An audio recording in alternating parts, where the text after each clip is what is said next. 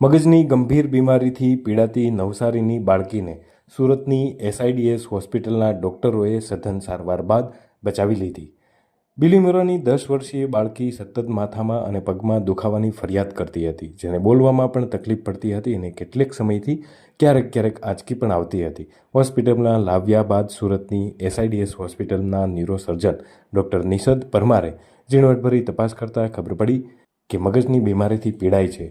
આ એક યુનિક બીમારી છે. લાખેક વ્યક્તિઓમાં આવો એકાદ કિસ્સો જોવા મળતો હોય છે. ડૉક્ટર પરમારે આ યુનિક કેસ અંગે માહિતી આપતા જણાવ્યું હતું કે આ બીમારીમાં કોઈપણ કારણોસર દર્દીના મગજને લોહી પહોંચવાની નસોની જાળમાં કોઈક ઠેકાણે કોઈપણ કારણોસર સંકોચ ઊભું થતું હોય છે, તો લોહીનો પુરવઠો મગજ સુધી પૂરતો પહોંચતો ન હોવાના કારણે વિવિધ પ્રકારની તકલીફો થતી હોય છે.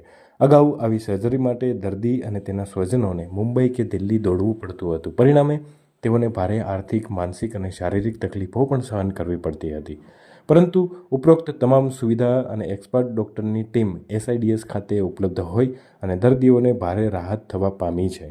બાળકીને સુરતની જાણીતી મલ્ટી સ્પેશિયાલિટી હોસ્પિટલ SIDS ખાતે લાવવામાં આવી હતી, જ્યાં ન્યુરોસર્જન નિષદ પરમારે તેમના રિપોર્ટ જોયા બાદ સર્જરી પ્લાન કરી હતી.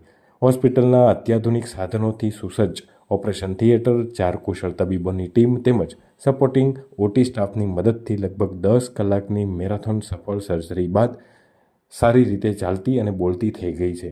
તેને આંચકીઓ આવતી પણ બંધ થઈ ગઈ છે. સંપૂર્ણ સ્વસ્થ જોઈ અને તેમનો પરિવાર, હોસ્પિટલ અને સર્જનની ટીમનો ખૂબ આભાર માની રહ્યો છે.